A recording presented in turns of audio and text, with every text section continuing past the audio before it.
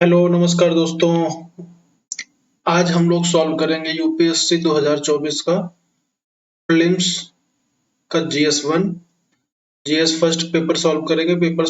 ये पेपर मैंने डाउनलोड किया है सिविल सर्विस की जो ऑफिशियल वेबसाइट है यूपीएससी की, उससे डाउनलोड किया है और ये सेट नंबर ए है। और हाँ, मैंने हेल्प ली है, दृष्टि के नोट से हेल्प ली है और अलग अलग वेबसाइट से मैंने इसके आंसर वेरीफाई किए हैं। तो आंसर इसके सारे वेरीफाइड आंसर है। ठीक है, तो आज हम स्टार्ट करते हैं। और ये एक बार 25 का पेपर देने जाने से पहले देख के जरूर जाए पूरा, और अपना स्कोर बताएं कि स्कोर कितना, कमेंट में क्या बताइए कितना बन रहा है, क्योंकि हर बार लगभग सिमिलर पेपर ही आता है। कुछ क्वेश्चंस होते हैं जो बेसिक्स पे बेस्ड होते हैं, तो एक बार कहते हैं ना कि प्रीवियस ईयर सॉल्व करके जरूर जाओ, तो एक बार इसको आप सॉल्व करके जरूर जाएं। इसकी पीडीएफ आपको मेरे टेलीग्राम चैनल पर मिल जाएगी, जिसका लिंक मैं डिस्क्रिप्शन पे दे दूंगा। जाएं और डाउनलोड करके सॉल्व कर लें, एक बार वीडियो देख लें। इस वीडियो में मैं कुछ ना कुछ जो इसके एक्सप्लेनेशन है वो बताता रहूंगा, तो वो भी आप देखते रहिएगा। तो एक बार पूरा वीडियो कंप्लीट करके और अपना स्कोर जरूर कमेंट करिएगा। चलिए आज शुरू करते हैं। पहले पेपर आपको पता ही है कि इसमें 4 ऑप्शंस होते हैं, एक गलत हुआ तो इसमें हिंदी और इंग्लिश दोनों में होते हैं। माइनस मार्किंग होती है, कितनी होती है, 1/3 होती है, आपको पता ही है। तो 1/3 की माइनस मार्किंग होती है। ठीक, ये पूरा पेपर हिंदी में है, इसमें जो पीडीएफ है वो इंग्लिश की भी है, तो आप अपने अकॉर्डिंग देख सकते हैं। चलिए आज का पहला प्रश्न है, पार्थिव विकिरण की तुलना में आगामी या इनकमिंग सौर विकिरण से वायुमंडल अधिक गर्म हो जाता है। ठीक, इसका कथन है। कथन सेकंड है, वायुमंडल में कार्बन डाइऑक्साइड और अन्य ग्रीन हाउस गैसें दीर्घ तरंग विकिरण के अच्छे शोषक हैं। ठीक, तो अच्छे शोषक है। अब हमें बताना है इसमें कौन सा सही है। कथन में से कथन 1 और कथन 2 दोनों सही हैं, तथा कथन 2 कथन 1 की व्याख्या करता है। ठीक, दूसरा है कथन 1 और कथन 2 दोनों सही हैं, किंतु कथन 2 कथन 1 की व्याख्या नहीं करता। सी ऑप्शन है, कथन 1 सही है किंतु कथन 2 सही नहीं है। डी ऑप्शन है, कथन 1 सही नहीं है किंतु कथन 2 सही है। तो इसका जो सही जवाब है वो है आपका क्या, ऑप्शन ऑप्शन यहाँ पे डी। आपका फर्स्ट सही नहीं है किंतु सेकंड सही है।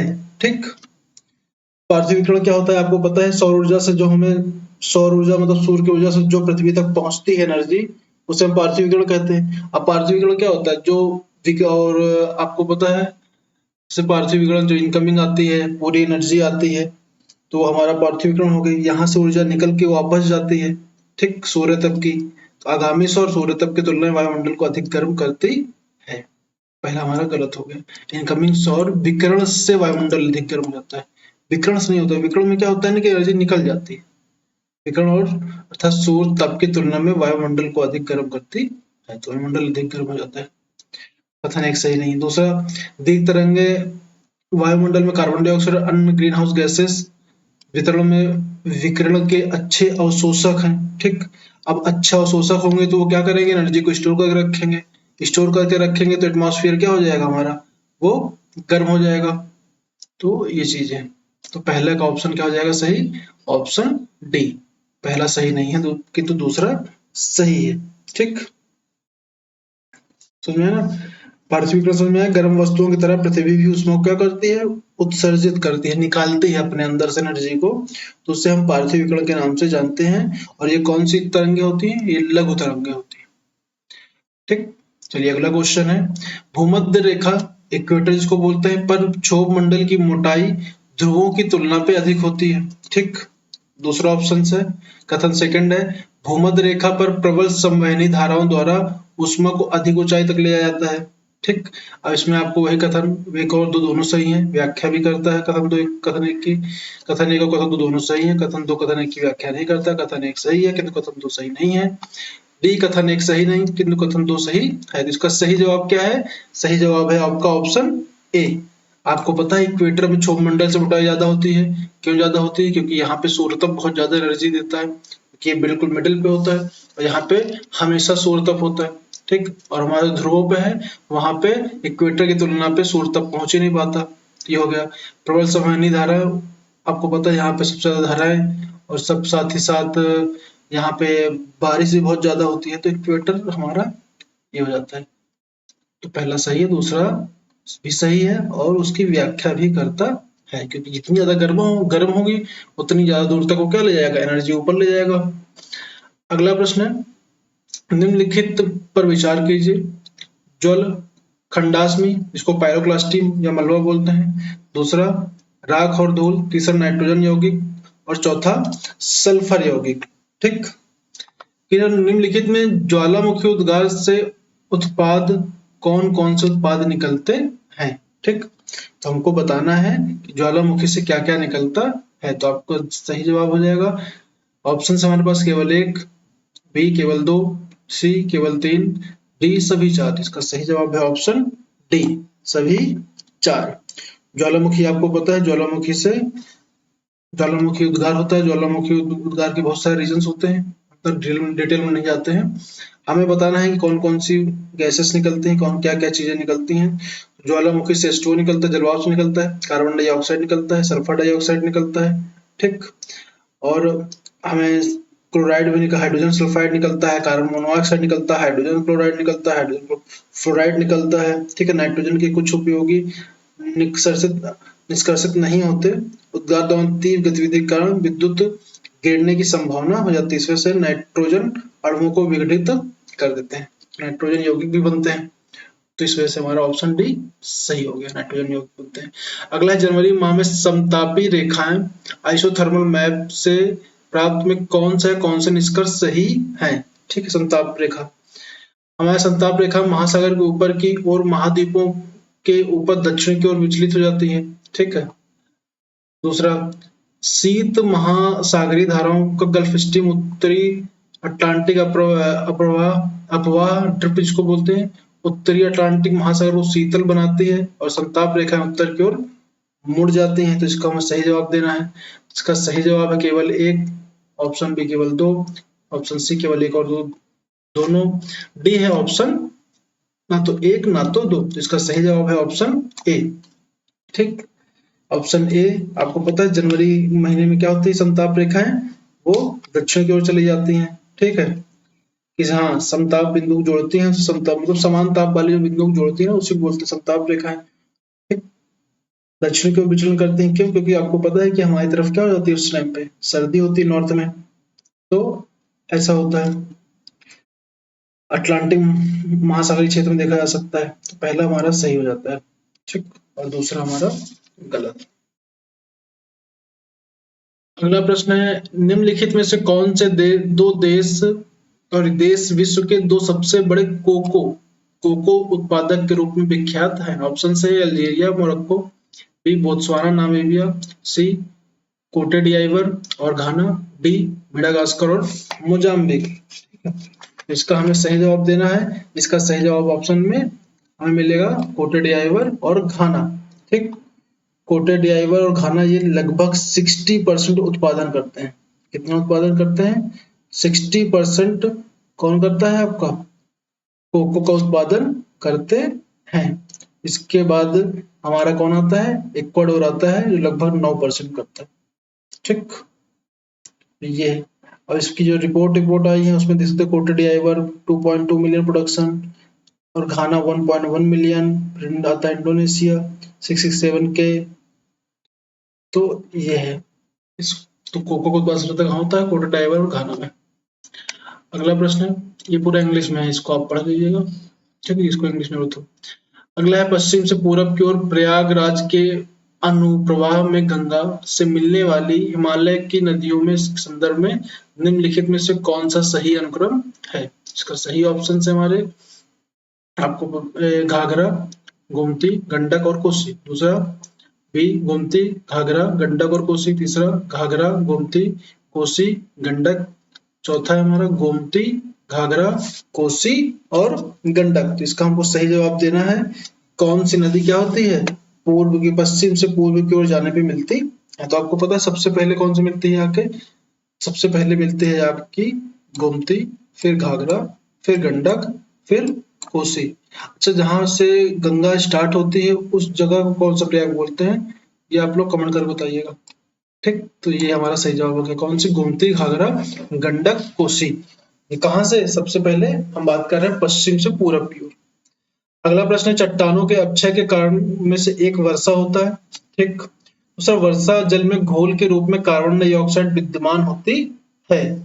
ठीक है, तो हमें इसका सही जवाब देना है। फिर से कथन एक कथन दो दोनों सही है। और एक अच्छा एक और ऑप्शन कथन है, वर्षा जल में वायुमंडलीय ऑक्सीजन विद्यमान होती है। तीन कथन हो गए।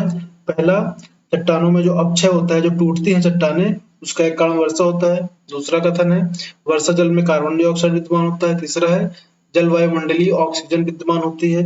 अब हमें इसका सही जवाब देना है। ठीक, कह रहा कथन दो कथन तीन दोनों सही हैं। दोनों कथन एक की व्याख्या भी करते हैं। ऑप्शन बी, कथन दो और कथन दो दोनों सही हैं किंतु कथन एक की व्याख्या नहीं करते। तीसरा, कथन एक दो कथन दो दोनों केवल सही है, कथन एक की व्याख्या करता, दोनों में से केवल एक सही है। ना तो कथन दो सही है ना कथन तीन सही है।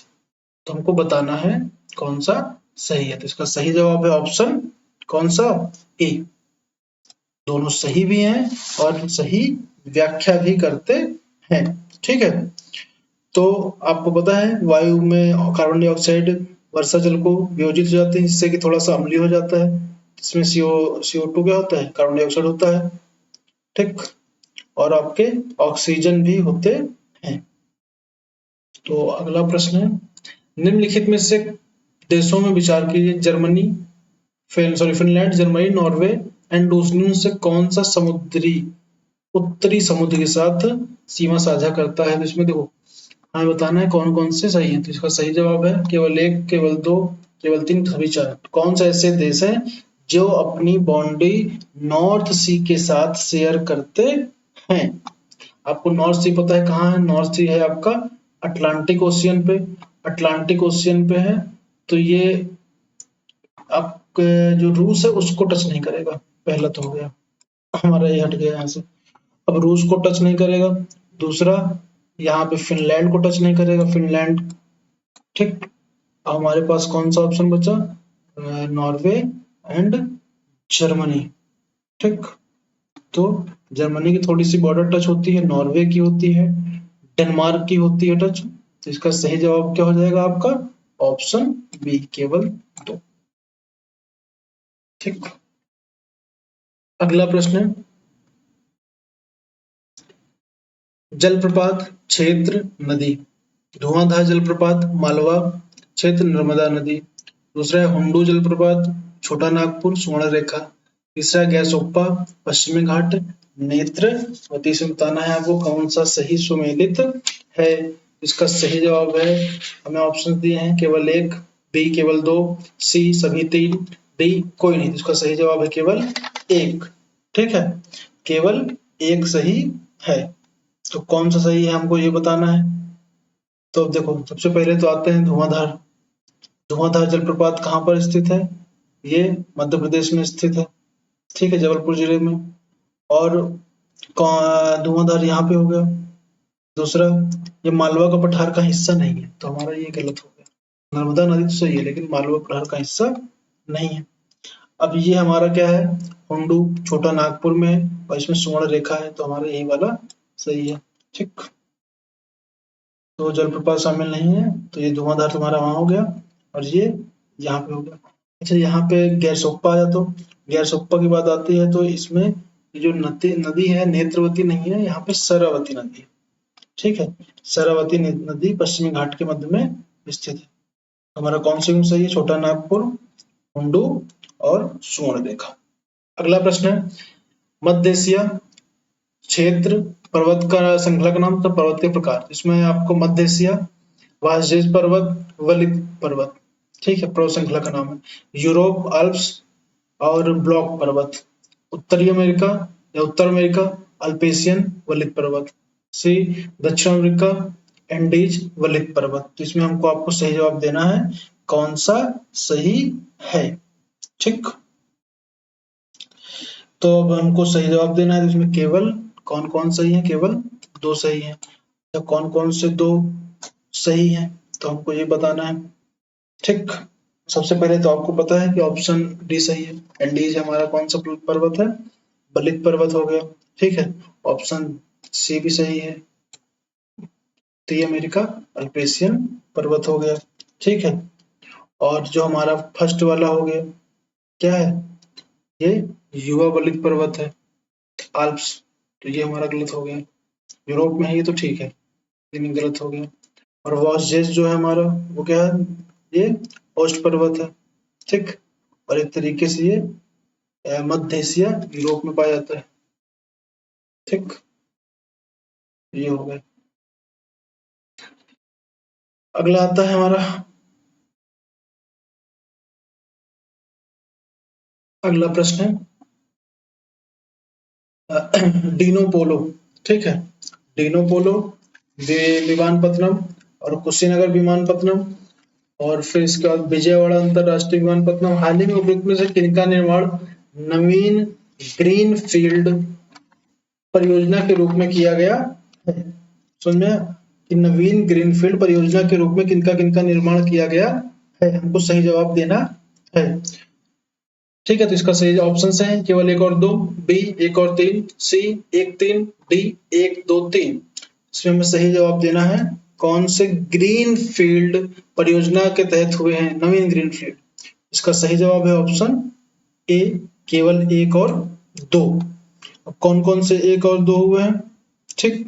डिनो पोल जो है, डिनो पोलो जो है वो नवीन ग्रीनफील्ड विमानपत्तनम है, और इसके बाद कुशीनगर ये भी विमानपत्तनम है, और विजयवाड़ा जो है ये विकास ग्रीनफील्ड परियोजना का हिस्सा नहीं है, ठीक है। अगला प्रश्न है जलवाष्प के संदर्भ में निम्नलिखित में से कौन सा या कौन से कथन सही है? यह एक गैस है जिसकी मात्रा ऊंचाई के साथ घटती है, ठीक। ध्रुवों पर इसका प्रतिशत अधिक होता है, तो आपको बताना है कौन सा सही है, केवल एक, बी केवल दो, सी एक और दो दोनों, डी ना तो एक ना तो ना ही दो। इसमें सही जवाब देखो, ध्रुवों पर प्रतिशत अधिकतम होता है, पहले तो यही गलत हो गया, क्योंकि वहां पे इतनी ज्यादा, जहां पे सूर्य की रोशनी ज्यादा पहुंचेगी वहां पर ही क्या बनेगा, जलवाष्प बनेगा। पहला हमारा, दूसरा गलत हो गया, दूसरा गलत हो गया तो पहला बचा। यह एक गैस है, बिल्कुल सही मात्रा, क्यों H2O बनता है, जिसकी मात्रा ऊंचाई के साथ साथ क्या होती है, घटती जाती है, ठीक। ऊंचाई के साथ साथ क्या होता है, घटती जाती है, तो ठीक। इसका जो 90% हिस्सा है वो कहाँ पर है, क्षोभ मंडल पे, तो ये हमारा सही हो गया, ठीक। अगला प्रश्न है तापमान की वार्षिक एवं दैनिक सीमा रेंज निम्न है। वर्ष भर वर्षा होती है, ठीक है। जैसे ही वर्ष भर वर्षा आती है तो हमारे दिमाग में दो चीजें आती है, सबसे पहले घूमनी चाहिए कहाँ, इक्वेटर घूमता है दिमाग में, हाँ इक्वेटर में आता है। अब लेकिन हमें ऑप्शन देखने हैं उसके अकॉर्डिंग, पे कह रहा है 50 सेंटीमीटर से लेकर 2.5 सेंटीमीटर के मध्य वर्षा होती है। इसमें ऑप्शन है किस प्रकार की जलवायु है, ठीक। विषुवतीय जलवायु, चीन प्रकार की जलवायु, आर्द्र और उपोष्ण कटिबंधीय जलवायु, समुद्री या पश्चिमी तटीय जलवायु, समुद्र में जो पश्चिम का तट होता है उसकी जलवायु, तो यही हमारा सही जवाब है, ठीक है। दैनिक तापमान, दैनिक रेंज जहाँ पर क्या है, निम्न होती है, क्योंकि यहाँ पर रात और दिन में इतना फर्क नहीं होता, उसको दैनिक तापांतर बोलते हैं, मतलब रात और दिन पे टेम्परेचर में जितना डिफरेंस होता है उसको दैनिक तापांतर बोल देते हैं, ठीक। और वार्षिक दैनिक और सीमा रेंज निम्न होती है, साल भर वर्षा होती है। अगला प्रश्न है, ठीक। अगला प्रश्न है कोरियोलिस बल के संदर्भ में लिखित में से कौन से कथन सही है? यह पवन के वेग के वृद्धि के साथ बढ़ता है, यह ध्रुवों पर सर्वाधिक और भूमध्य रेखा या इक्वेटर पर विद्यमान नहीं होता है, ठीक है। तो इसका सही जवाब क्या है हमें बताना है, हमारे ऑप्शन से केवल एक, बी ऑप्शन दो केवल दो, सी एक और दो दोनों, डी ना तो एक ना ही दो। तो इसका सही जवाब है ऑप्शन सी, एक और दो दोनों।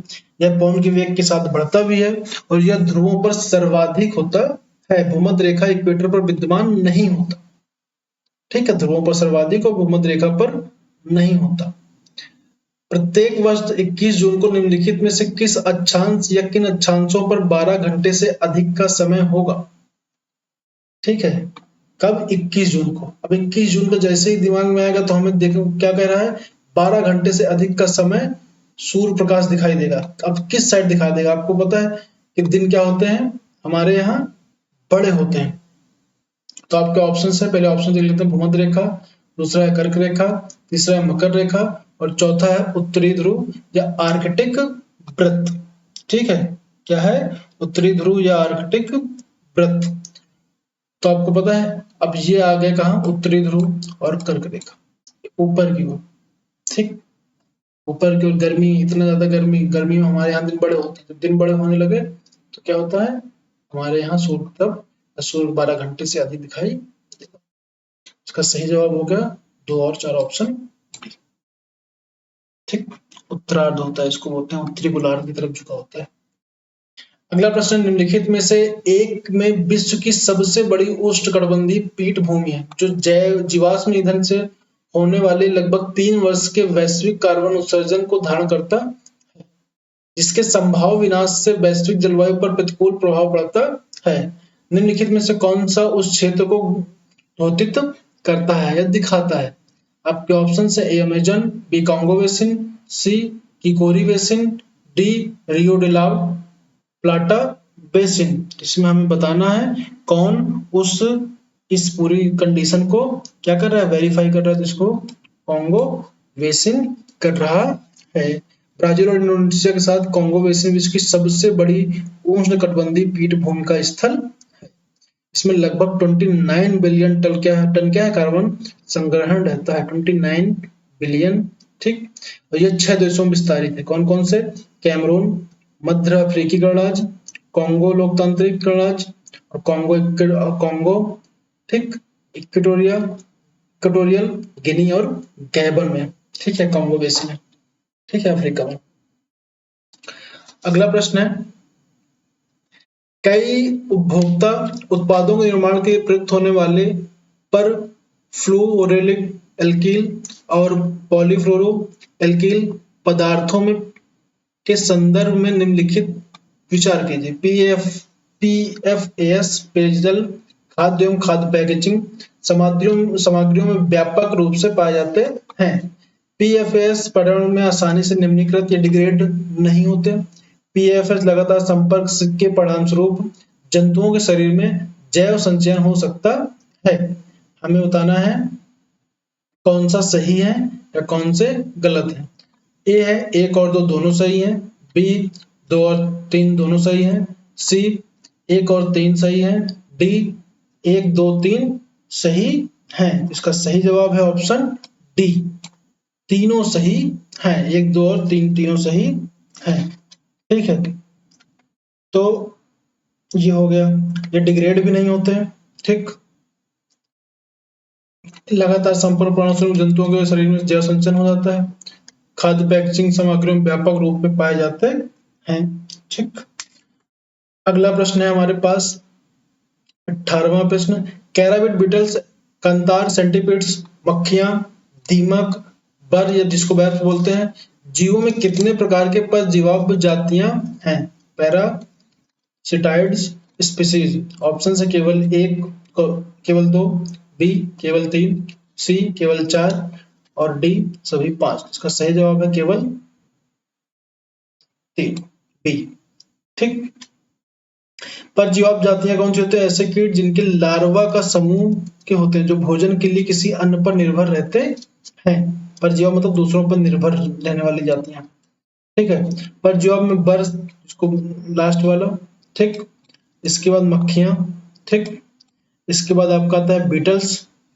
ठीक, इसके बाद आता है आपका कीट, इसमें नहीं दिया हुआ है कि प्रजातियां हैं जो क्या होती हैं, ये दूसरों पर डिपेंडेंट होती है। कंतार क्या है? कंतार एक शिकारी पशु है, शिकारी मतलब कीट होता है। और दीमक के बारे में आप सब जानते ही हैं कि घरों में कितने दीमक नुकसान पहुंचाते हैं। अगला प्रश्न है 19वां प्रश्न, मूंगफली, कुल्थी जिसको हर्ष बोलते हैं और सोयाबीन, मूंगफली, कुल्थी और सोयाबीन निम्नलिखित में से कितने मटर कुल की फैमिली के हैं? आपके ऑप्शंस हैं केवल 1, बी केवल 2, सी केवल 3, डी कोई नहीं। तो हमें सही जवाब देना है कि कौन मूंगफली और कुल्थी और सोयाबीन किस फैमिली से हैं। ठीक, मटर फैमिली से है या नहीं? इसका सही जवाब है ऑप्शन सी, सभी 3 मटर फैमिली से बिलोंग करते है। ठीक, अगला प्रश्न है हमारा 20वां प्रश्न। इंडियन फ्लाइंग फॉक्स को वन्य जीव संरक्षण अधिनियम 1972 के पीड़क तंतु की श्रेणी में रखा गया है। इंडियन फ्लाइंग फॉक्स अन्य जंतुओं का रक्त पीता है। हमें बताना है कौन से कथन सही है। कथन एक, कथन दो दोनों सही है तथा कथन दो कथन एक की व्याख्या करता है। कथन एक और कथन दो दोनों सही है किंतु कथन दो कथन एक की व्याख्या नहीं करता। सी, कथन एक सही है किंतु कथन दो की सही नहीं है। और डी, कथन एक सही नहीं किंतु कथन दो सही है। ठीक है, तो हमें बताना है इंडियन फ्लाइंग फॉक्स के बारे में ये कैसा जंतु है। तो इसका सही जवाब है ऑप्शन सी, पहला सही है। फ्लाइंग फॉक्स वन्यजीव संरक्षण अधिनियम 1972 पीड़क तंतु की श्रेणी में आता है और ये अन्य जंतुओं का रक्त पीता है। ये बात बिल्कुल गलत है। ये किसका, फलों का सेवन करता है। ठीक, अगला प्रश्न है हमारे पास क्वेश्चन नंबर 20 हो गए। 21वां क्वेश्चन है हमारे पास। ठीक, 21वां क्वेश्चन क्या है हमारा, जीव सिकाडा या साइकेडा और मंडूक फुदक तथा ताल विसर्पी क्या है। ठीक, हमें बताना है जीव सिकाडा, मंडूक फुदक, फ्रॉगहॉपर तथा ताल विसर्पी पॉड स्केटर क्या है। आपके ऑप्शन है ए मछली, बी मत्स्य, सी कीट और डी सरीसृप। ठीक, सरीसृप, तो हमें बताना है कि इसमें से कौन सा सही है। तो इसका सही जवाब है आपके ऑप्शन है ए पक्षी, बी मत्स्य, सी कीट, डी सरीसृप। इसका सही जवाब है ऑप्शन सी, कीट। ठीक, कौन सा हो गया, कीट। ठीक है, अगला प्रश्न है हमारे पास, बाजार में मिलने वाले अनेक च्युइंगम पर्यावरणीय प्रदूषण का स्रोत माने जाते हैं। दूसरा, अनेक च्युइंगम में गोंद गम बेस के रूप में प्लास्टिक होता है। तो ये क्वेश्चन सबको आ जाएगा। हमें ऑप्शन है ए कथन एक कथन दोनों सही है तथा कथन दो कथन एक की व्याख्या करता है। दूसरा, कथन एक कथन दो दोनों सही है किंतु कथन दो कथन एक की व्याख्या नहीं करता। सी, कथन एक सही है किंतु कथन दो सही नहीं है। डी, कथन एक सही है, सही नहीं है किंतु कथन दो सही है। तो इसका सही जवाब आप सबको पता है कि बाजार में मिलने वाली च्युइंगम क्या होती है, हमारे पर्यावरण के लिए बहुत नुकसानदायक है, साथ ही उसमें गम बेस होता है, बेस की फॉर्म पे। ठीक, इसको बोलते हैं पॉलीविनाइल एसीटेट। ठीक, क्या होता है, पॉलीविनाइल एसीटेट। कोई पूछे कि इसमें च्युइंगम में कौन सा प्लास्टिक होता है, तो पॉलीविनाइल एसीटेट होता है। लगभग 105 टन से अधिक प्लास्टिक कचरा उत्पन्न करता है प्रति वर्ष। इतना ज्यादा खाया जाता है। अगला प्रश्न है हमारे पास, निम्नलिखित युग्मों विचार कीजिए। देश, अपने प्राकृतिक आवास में पाया जाने वाला जंतु, ब्राजील, इंडोनेशिया, अल्क, मेडागास्कर, बोनोबो। ठीक, इसे हमें सही जवाब देना है कि निम्नलिखित में से कौन सा युग्म सही सुमेलित है। ऑप्शन है केवल एक, बी केवल दो, सी सभी तीन, डी इनमें से कोई नहीं। इसका सही जवाब है ऑप्शन डी, इनमें से कोई नहीं। इंडी कहाँ का है, अब इंडी की बात आती है तो इंडी हो गया आपका मेडागास्कर का। ठीक, इसके बाद हमारा कौन सा है, बोनोबो। ठीक, बोनोबो कहाँ का है आपका, ये आपका डीआरसी का है। ठीक है, डेमोक्रेटिक कॉन्गो, डेमोक्रेटिक लोकतांत्रिक कॉन्गो जो है, गणराज्य जो आपका कॉन्गो वाला है वो हो जाएगा। ठीक, तो इस वजह से ये भी गलत हो गया हमारा। अल्क आता है, अल्क कहाँ पाया जाता है, ये उत्तरी अमेरिका और मध्य एशिया में पाया जाता है। उत्तरी अमेरिका और मध्य एशिया में पाया जाता है, इसको लाल हिरण बोलते हैं। अगला प्रश्न है, विश्व शौचालय संगठन वर्ल्ड टॉयलेट ऑर्गेनाइजेशन के संबंध में कथन विचार कीजिए। यह संयुक्त राष्ट्र की एजेंसी में से एक है। वैश्विक स्वच्छता संकट के समाधान पर कार्रवाई हेतु प्रेरित करने के लिए विश्व शौचालय शिखर सम्मेलन, विश्व शौचालय दिवस, विश्व शौचालय कॉलेज इस संगठन की पहल है। इसके कार्यों के मुख्य लक्ष्य कम विकसित देशों को विकासशील देशों में खुले शौच की समाप्ति के लक्ष्य की प्राप्ति के लिए निधि प्रदान करना। तो इसका सही जवाब हमें ढूंढना है। ऑप्शन से केवल दो, बी केवल तीन, सी एक और दो, डी दो और तीन। तो इसमें हमें सही जवाब देना है। इसका सही जवाब है केवल दो। वैश्विक स्वच्छता संकट के समाधान में ये कार्रवाई हेतु शौचालय शिखर सम्मेलन, विश्व शौचालय और विश्व शौचालय कॉलेज संगठन की पहल है। और ये WTO, ठीक, ये एक वैश्विक गैर लाभकारी संस्था है। किसकी है, WTO की। ठीक, और 2013 में संयुक्त राष्ट्र ने आर्थिक और सामाजिक परिषद के तहत इसको एक कंसल्टिव दर्जा दिया गया है। ठीक, तो पहला हमारा गलत हो गया। ठीक है, अगला प्रश्न आते हैं हम, ज्यादा डिटेल में नहीं आते क्योंकि बहुत टाइम लग जाएगा फिर। निम्नलिखित में से कथनों पर विचार कीजिए। सिंह कोई विशेष प्रजनन ऋतु नहीं होती। दूसरा, अधिकांश अन्य या बड़ी बिल्लियों से भिन्न चीता दहाड़ता नहीं। नर सिंह से भिन्न तथा नर तेंदुए गंध चिन्ह को अपना क्षेत्र घोषित नहीं करते। ठीक है, नर तेंदुए गंध चिन्ह को अपना क्षेत्र घोषित नहीं करते हैं। आपको सही जवाब देना है। ऑप्शन से आपके पास केवल 1 और 2, बी केवल 2 और 3, सी 1 और 3, डी 1, 2 और 3। आप पॉज लीजिए और इसको सोचिए और करिए।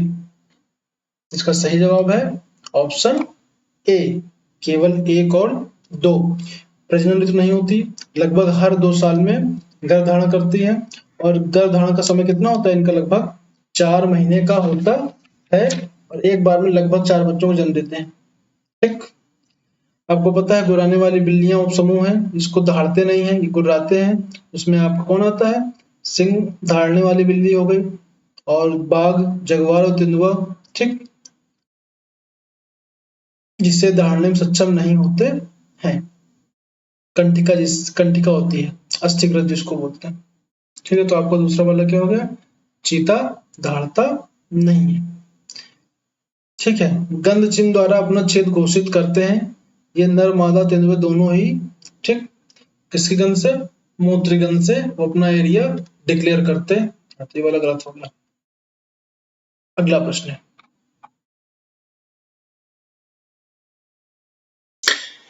अगला प्रश्न है, निम्नलिखित में से कौन सा 100 मिलियन किसानों का सही विवरण है? आपके ऑप्शन है ए, यह नेट शून्य कार्बन प्राकृतिक सकारात्मक खाद्य एवं जल प्रणालियों की ओर संक्रमण को तेज करने के लिए एक मंच है जिसका लक्ष्य किसानों की पुनरुत्थानशीलता में वृद्धि करना, पुनरुत्थान करना। ठीक है, यह जैविक पशुपालन के विकास को सहायता देने एवं सशक्त करने में इच्छुक व्यक्तियों और कृषि संगठनों का एक नेटवर्क है। यह अंतरराष्ट्रीय संगठन है। ठीक, अगला, यह डिजिटल प्लेटफॉर्म है जो पूरी तरह से सेवा प्रदाताओं के साथ एकीकृत है और ब्लॉकचेन पर निर्मित है, जो क्रेता विक्रेताओं तथा तीसरे पक्षों को शीघ्र और सुरक्षित रूप से उर्वरक व्यापार करने की सुविधा प्रदान करता है। डी, यह एक मंच है, इसका ध्येय किसानों, कृषकों को उत्पादों, संगठनों एवं कृषि व्यवसाय संघ बनाने के लिए प्रोत्साहित करना, जिससे कि उन्हें उत्पादों को बेचने के लिए वैश्विक खुले बाजारों में पहुंच प्राप्त करने की सुविधा हो। ठीक, तो इसमें हमें सही जवाब देना है। इसका सही जवाब है ऑप्शन ए, 100 मिलियन किसानों का मतलब है नेट जीरो प्राकृतिक सकारात्मक खाद्य एवं जल प्रणालियों के संक्रमण को तेज करने के लिए एक मंच। ठीक, जो किसानों का क्या पुनरुत्थानशीलता में वृद्धि करता है। अगला प्रश्न, निम्नलिखित में से विचार कीजिए। बैटरी भंडारण, 2 बायोमास, 3 ईंधन सेल, चौथा रूफटॉप सोलर प्रकाश वोल्टी यूनिट। उपरोक्त में से कितने वितरित ऊर्जा संसाधन माने जाते हैं? ऑप्शन से केवल 1, बी केवल 2, सी केवल 3, डी सभी 4। ठीक है, तो इसका सही जवाब है हमें देना है सभी 4 वितरित ऊर्जा का संसाधन माने जाते हैं। तो ये सही हो गया।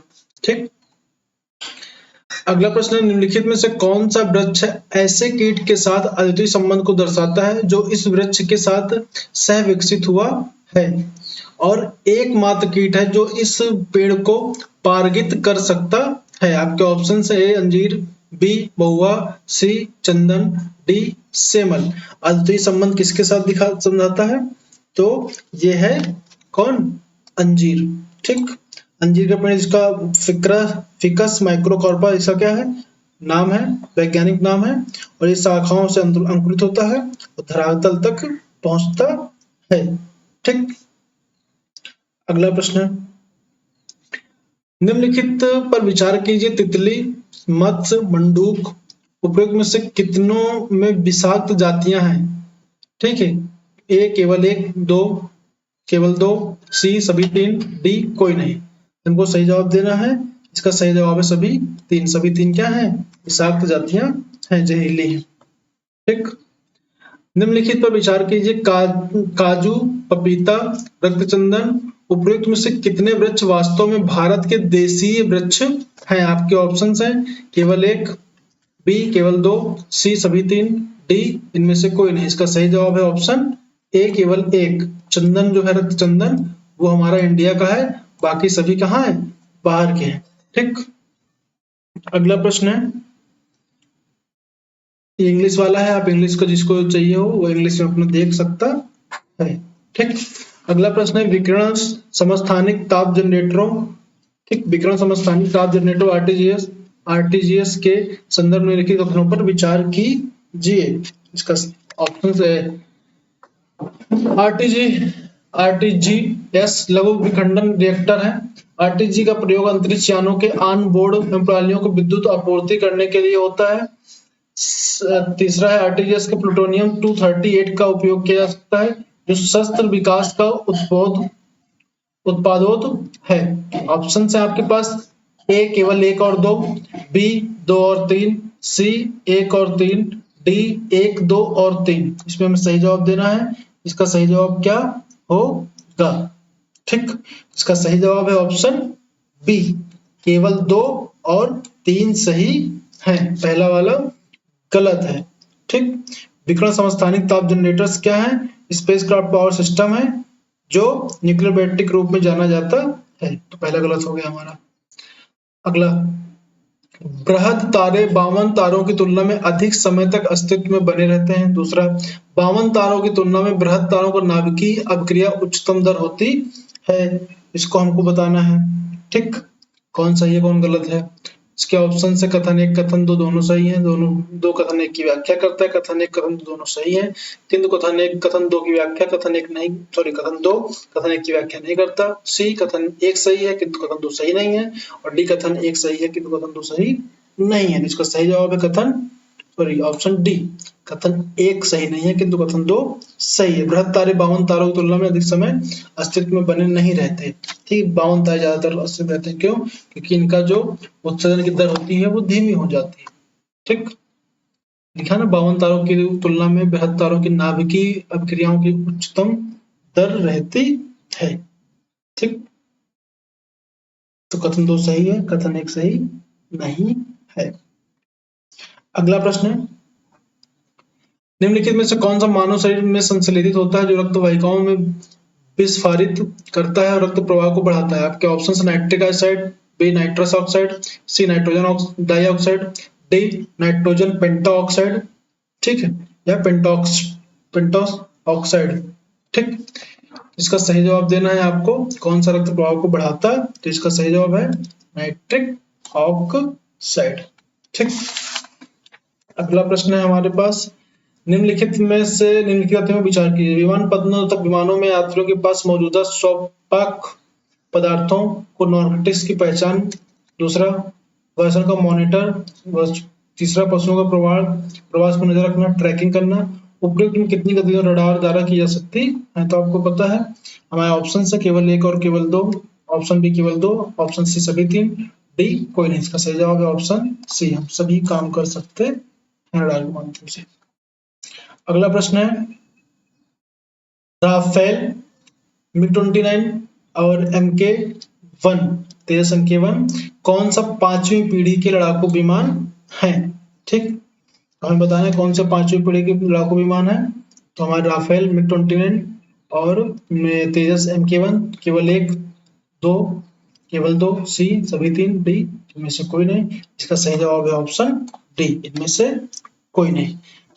5G जो है, पांचवी पीढ़ी वाले जो हैं वो क्या है, स्टील क्षमता वाले हैं। ठीक है, ऑक्टर बर्नर की है, सुपरसोनिक गति उड़ान भरने की क्षमता रखते हैं। इसमें सुखोई Su-57 है, चीन का चेंगडू है और अमेरिका का F-35। ये पांचवी पीढ़ी के हैं, ये 4.5 के, सॉरी 4.5 के। हाँ, तो पांचवी पीढ़ी जो मैंने नाम बताया, तीन नाम, सुखोई, Su-57, चीन का चेंगडू और अमेरिका का F-35। अगला है, क्वेश्चन है, निम्नलिखित में से किनमें हाइड्रोजल का प्रयोग होता है रोगियों को नियंत्रित औषधि डिलीवरी में? दूसरा, जल, वातानुकूल प्रणाली में, सी औद्योगिक स्नेहकों को विरेचन करने में। आपका सही जवाब है ऑप्शन है ए केवल एक, बी एक और दो, सी एक और दो, सॉरी दो और तीन, डी एक दो तीन तीनों। इसका सही जवाब है ऑप्शन डी एक और दो और तीन।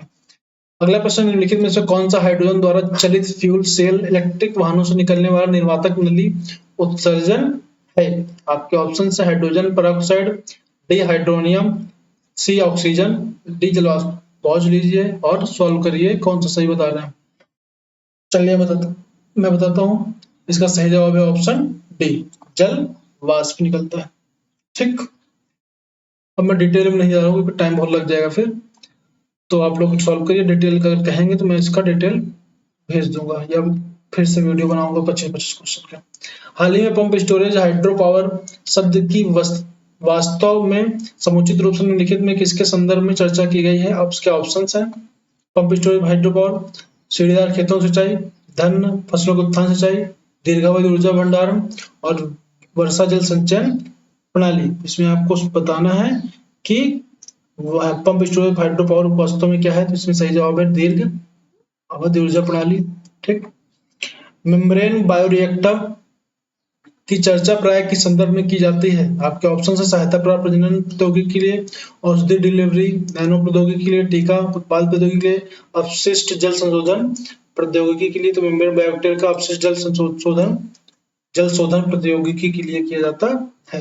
आपका अगला प्रश्न है, भारतीय अर्थव्यवस्था में निम्नलिखित अर्थव्यवस्था में संपार्श्वीकृत उधार लेन देन संबंधित दायित्व निम्नलिखित में से किसके लिखित इंस्ट्रूमेंट हैं? ठीक है, किसके लिखित इंस्ट्रूमेंट हैं? तो इसका सही जवाब है बॉन्ड बाजार, विदेशी मुद्रा बाजार, मुद्रा बाजार और डी शेयर बाजार। तो इसका सही जवाब है ऑप्शन सी मुद्रा बाजार। ठीक है, लेन देन संबंधित दायित्व कहाँ पे होते हैं? सब मुद्रा बाजार में होते हैं। हमारा अगला प्रश्न है, ठीक, अगला प्रश्न हमारा क्या है कि किसी अर्थव्यवस्था में कुल प्रजनन दर को किस रूप में परिभाषित किया जाता है?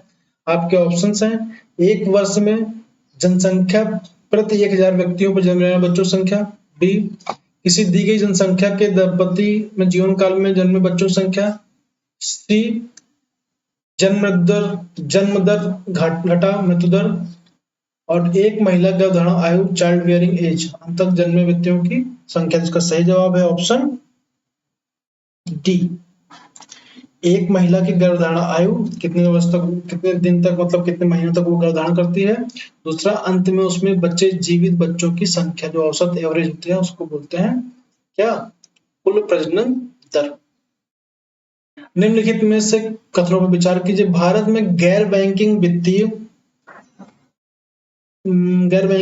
कंपनियां भारत में रिजर्व बैंक की चल निधि समायोजन सुविधा विंडो का लाभ उठा सकती हैं। भारत में विदेशी संस्थागत निवेशक सरकारी प्रतिभूतियों के धारक बन सकते हैं। भारत में शेयर बाजार स्टॉक एक्सचेंज ऋणों के लिए पृथक व्यापारिक मंच प्रदान कर सकते हैं। इसका सही जवाब है हमारे पास ऑप्शन है केवल एक और दो, बी केवल तीन, सी एक दो तीन, डी दो और तीन। इसका सही जवाब है ऑप्शन डी दो और तीन। ठीक, जो लिक्विड चल निधि है, जो लिक्विडिटी एडजस्टमेंट फैसिलिटी है, वो आरबीआई एक मौद्रिक नीति का उपकरण है, बैंकिंग प्रणाली के लिए करता है। एनबीएफसी इसका यूज नहीं कर सकती, जो नॉन बैंकिंग, ठीक है, गैर बैंकिंग वित्तीय कंपनियां हैं वो नहीं कर सकती। अगला क्वेश्चन है, डिटेल में जाता हूँ, सिर्फ क्वेश्चन देख लो। भारत में निम्नलिखित में से कौन से कॉर्पोरेट बॉन्डों को सरकारी प्रतिभूतियों में व्यापार कर सकते हैं? आपके ऑप्शन से बीमा कंपनियां, पेंशन निधि, खुदरा निवेशक। इसका सही जवाब आपको देना है कौन कॉर्पोरेट बॉन्डों के साथ क्या कर सकते हैं? व्यापार कर सकते हैं। ए केवल एक और दो, बी दो और तीन, सी एक और तीन, डी एक दो तीन। इसका सही जवाब है ऑप्शन डी एक दो और तीन। अगला प्रश्न है, निम्नलिखित में से exchange traded fund ETF motor वाहन मुद्रा के अदला बदली निम्नलिखित के कौन से वित्तीय लिखित इंस्ट्रूमेंट माने जाते हैं? आपके ऑप्शन से केवल एक ए, बी केवल दो और तीन, सी एक दो और तीन, डी एक दो और एक और तीन। इसका सही जवाब है एक और 3। मोटर वाहन आपके वित्तीय लिखित में नहीं माने जाते हैं। ठीक, आई बात समझ में? मोटर वाहन क्या है ना, मूल संपत्ति होती है, इसलिए वित्तीय लिखित में जो भी अमूर्त होती है उसको माना जाता है। अगला प्रश्न है हमारे पास, भारतीय अर्थव्यवस्था के सेक्टरों के संदर्भ में निम्नलिखित युग्मों पर विचार कीजिए। कृषि उत्पाद का भंडार और सेक्टर द्वितीयक, डेयरी फार्मा प्राथमिक, खनिज उद्योग तृतीयक और कपड़ा बुनाई तृतीयक। आपको बताना है कौन से सही सुमेलित हैं। ऑप्शन से केवल 1, बी केवल 2, सी 1 और 3, डी सभी 4। इसका सही जवाब है केवल 2। ठीक, केवल 2 सही है। तो आपका कौन कौन सही है? आपका सही है पहला, सही नहीं है। कृषि उत्पाद का जो भंडार होता है किसमें आता है? थर्ड में आता है, टर्सरी में आता है। डेयरी फार्मा आपको पता है प्राथमिक में आता है। और दूसरा खनिज की खोज, खनिज की खोज क्या होता है? खनिज कहाँ पे निकलता है? जमीन से निकलता है, जमीन में क्या निकलेगा? प्राथमिक क्षेत्र हो जाएगा, ये भी गलत हो गया। और कपड़ा बुनाई द्वितीयक क्षेत्र में होती है, मतलब हमने सामान कपास जूट वगैरह निकाला, उससे कपड़ा बुनाई करी तो कपड़ा बुनाई द्वितीयक हो गया। तो दूसरा और चौथा सही है, बाकी गलत है। अगला प्रश्न है, कृषि अवशिष्ट, मक्का के दाने, अवशिष्ट जल शोधन पंख, कास्ट मिल अपशिष्ट, उपयुक्त में से किसका उपयोग संधारणी विमान ईंधन के उत्पादन के लिए फीड स्टॉक के रूप में किया जाता है? आपके ऑप्शंस हैं, ए केवल 1 और 2, बी केवल 2 और 3, सी 1 2 3 4, डी केवल 1 3 और 4। इसमें हमको सही जवाब देना है। इसका सही जवाब क्या हो जाएगा? ऑप्शन सी 1 2 और 3 4। ये विमान संधारणी विमान ईंधन के उत्पादन में फीड स्टॉक की सूची में आते हैं। इसमें कौन कौन से एक बार देख लेते हैं। मकई है, तिलहन है, सेवॉल है, अन्न वसा तेल ग्रीस है, कृषि अवशिष्ट है, वन अवशिष्ट है, कास्ट मिल अवशिष्ट है, नगर पालिका ठोस अवशिष्ट है, ठीक है, आर्द्र अवशिष्ट है। तो ये सभी आते हैं। अगला प्रश्न है, इंग्लिश वाला आप लोग देख लीजिएगा। भारतीय अर्थव्यवस्था के भौतिक पूंजी के संदर्भ में निम्नलिखित युग्मों पर विचार कीजिए। आपके ऑप्शंस हैं, वस्तु और श्रेणी, किसान कार्यशील पूंजी, कंप्यूटर स्थिर पूंजी, बुनकर का द्वारा प्रयोग किया जाने वाला सूत स्थिर पूंजी, पेट्रोल कार्यशील पूंजी। आपके ऑप्शन है केवल 1, बी केवल 2, सी सब केवल 3, डी सभी 4। तो बताने कौन से सही हैं और नहीं। इसका सही जवाब है केवल 2 सही है। ठीक, आपको किसान का हल जो है वो एक तरीके से क्या है, किसान का हल हो, जो भी चीज हमने एक बार खरीद ली उसको हम बार बार बदलते थोड़ा है, स्थिर पूंजी हो गई। पहला गलत हो गया हमारा। दूसरा कंप्यूटर हमारा क्या, हमने एक बार खरीदा इसको यूज लगातार कर रहे हैं, स्थिर पूंजी हो गई। ठीक, अगला तीसरा क्या कह रहे हैं, बुनकर द्वारा प्रयोग किया जाने वाला स्थिर पूंजी जो है नहीं, वो बार बार निकालनी पड़ेगी हमको, सूत हमको चाहिए बार बार, तो गलत हो गया। पेट्रोल कार्यशील पूंजी है। अगला क्वेश्चन है, निम्नलिखित में से कौन सा शब्द वाक्यांश का उपयोग 3D आभासी वर्चुअल दुनिया में एक इंटर ऑपरेबल नेटवर्क जिसे ऐसे लाखों प्रयोक्ताओं द्वारा एक साथ एक्सेस किया जाता है जो आभासी वर्चुअल संपत्ति पर अधिकारों का प्रयोग कर सकते हैं, घोषित करते हैं, सर्वाधिक उपयुक्त रूप से किया जाता है? आपका ऑप्शन है big data analytic, C B cryptography, C metaverse, D virtual matrix. का सही जवाब है सी मेटावर्स। ठीक, अगला प्रश्न है, विदेशी बैंकों के साथ व्यवहार करते समय भारतीय रिजर्व बैंक द्वारा द्रोपित नियम और नियमों के संदर्भ में कथनों विचार कीजिए। भारत में पूर्ण स्वामित्व वाले सहायक बैंकों, बैंक सब्सिडीज न्यूनतम पूंजी की आवश्यकता नहीं है। ठीक है, अगला प्रश्न है, अगला ऑप्शन दूसरा है, भारत में पूर्ण स्वामित्व वाले बैंकों में सहायक बैंकों सब्सिडियरी के बोर्ड सदस्यों में कम से कम 50% भारतीय नागरिक होना जरूरी है। आपके ऑप्शंस हैं केवल 1, बी केवल 2, 1 और 2 दोनों, और डी ना तो 1 ना तो 2। कौन सा सही है पूछना है, हमको बता देना है। केवल बी सही है, और इसमें न्यूनतम पूंजी रखना अनिवार्य है। कितना? 5 बिलियन। ठीक, अगला प्रश्न है हमारे पास, भारत में निगमित सामाजिक उत्तरदायित्व नियमों के संदर्भ में कथनों पर विचार कीजिए। आपका सीएसआर नियम विनिर्देशित करता है सीधे कंपनी अथवा कर्मचारियों को लाभ पहुंचाने वाले व्यय को सीएसआर कार्यकलापों के रूप में नहीं माना जाएगा। दूसरा, सीएसआर कार्यकलापों में होने वाले न्यूनतम व्यय को विनिर्दिष्ट नहीं किया गया। दूसरा वाला हमारा गलत हो गया। क्यों गलत हो गया? क्योंकि उन्होंने क्या कहा है, कि कोई न्यूनतम व्यय नहीं, लिमिटेड बताया नहीं गया, ये 2% है, ये बात याद रखिएगा। कितने परसेंट है? 2% बता रखा गया है। पहला वाला सही है कि आप अगर कर्मचारी पे कोई पैसा खर्च करते हो तो वो CSR नहीं माना जाएगा।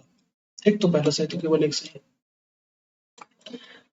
तो अभी तक आप लोगों के कितने क्वेश्चन सही हुए कमेंट करके बताइएगा 50 क्वेश्चन में से। अगला प्रश्न है 51 नंबर, कह रहा है संयुक्त राज्य अमेरिका, ठीक, संयुक्त राज्य अमेरिका USA पर ऋण चूक होने पर, ऋण चूक करता है, अगर कोई मान लो ऋण चूक करता है, कौन? संयुक्त राज्य अमेरिका, तो US ट्रेजरी बॉन्डों के धारक को भुगतान प्राप्त करने के लिए अपने दावे का प्रयोग कर सकते हैं। ठीक है, अपने दावे का प्रयोग कर सकते हैं या कर नहीं पाएंगे, सॉरी, प्रयोग नहीं कर पाएंगे। ठीक, हाँ, नहीं कर पाएंगे लिखा हुआ है। दूसरा, यूएस सरकार को ऋण कोई मूर्त या परिसंपत्तियों द्वारा समर्थित नहीं है, बल्कि केवल सरकार के विश्वास में समर्थित है। जिसमें बताना है कौन सा सही है। आपके ऑप्शन से केवल एक और दो दोनों सही। कथन दो कथन एक की व्याख्या भी करता है। बी, कथन एक कथन दो दोनों सही है किंतु कथन दो कथन एक की व्याख्या नहीं करता। सी, कथन एक सही है किंतु कथन दो सही नहीं है। डी, कथन एक सही नहीं है किंतु कथन दो सही है। इसका सही जवाब देना है। इसका सही जवाब है ऑप्शन डी, कथन एक सही नहीं है किंतु कथन दो सही है। ठीक, तो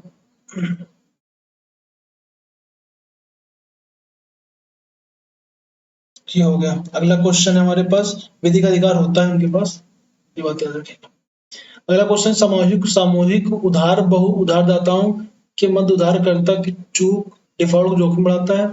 सामूहिक ऋण से नियत राशि एक मुक्त निधि हो सकती है किंतु ऋण व्यवस्था क्रेडिट लाइन नहीं हो सकती है। तो इसका हमें सही जवाब देना है। ठीक है, सामूहिक उधार में क्या होता है? सामूहिक उधार में ऑप्शन ए, कथन एक कथन दोनों सही है किंतु कथन दो कथन एक की व्याख्या करता है। बी, कथन एक कथन दो दोनों सही है किंतु कथन दो कथन एक की व्याख्या नहीं करता। सी, कथन एक सही है कथन दो सही नहीं है। डी, कथन एक सही है किंतु कथन दो सही, और कथन एक सही नहीं है कथन दो सही है। कथन एक सही है कथन दो सही नहीं है, ऑप्शन सी सही। अगला प्रश्न है हमारा, डिजिटल रुपए के संबंध निम्न कथनों पर विचार कीजिए। भारतीय रिजर्व बैंक द्वारा मौद्रिक नीति के अनुरूप जारी की गई राष्ट्रीय मुद्रा है। ठीक है, RBI तुलन पत्र बैलेंस शीट में देयता को के रूप में दिखाई देता है। यह अपने डिजाइन से ही मुद्रास्फीति के रूप में के विरुद्ध बीमाकृत है।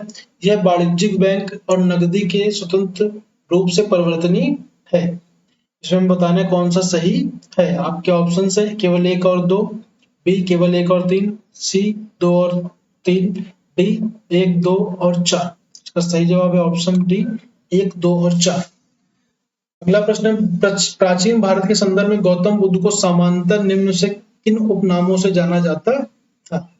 आपके ऑप्शन है ए न्यायपुत्र, दो शाक्यमुनि, तथागत, तीसरा तथागत। तो ऑप्शन है केवल एक, बी केवल दो और तीन, सी एक दो और तीन, डी उपरोक्त में से कोई भी गौतम बुद्ध का उपनाम नहीं है। इसका सही जवाब है, ये गलत है, बाकी दोनों सही हैं। शाक्यमुनि तथागत इनको बुलाया जाता, तो इसको दो और तीन सही है, ऑप्शन बी सही है। तथागत महावीर को बुलाया जाता था। ठीक, अगला प्रश्न है, पुरातात्विक स्थल, राज्य और विवरण। चंद्रकेतु गढ़ उड़ीसा, व्यापार बंदरगाह शहर। बी इनाम गांव, दूसरा महाराष्ट्र ताम्र पाषाण स्थल।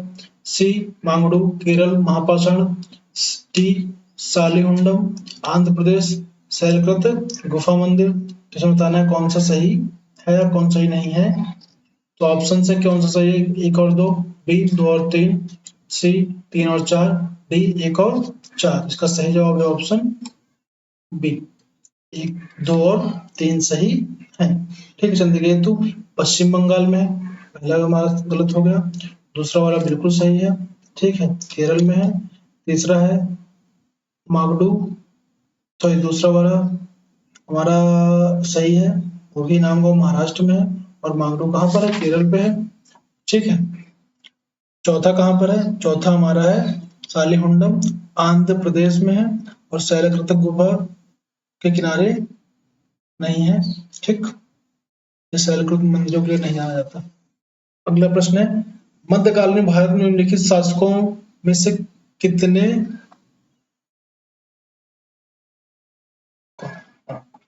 किसने पुर्तगालियों को भटकल का एक किला बनाने की अनुमति दी थी? ऑप्शन है: कृष्णदेवराय, बी नरसिम्हा सालू, सी मोहम्मद शाह, डी यूसुफ अब्दाली। इसका सही जवाब है ऑप्शन कौन सा?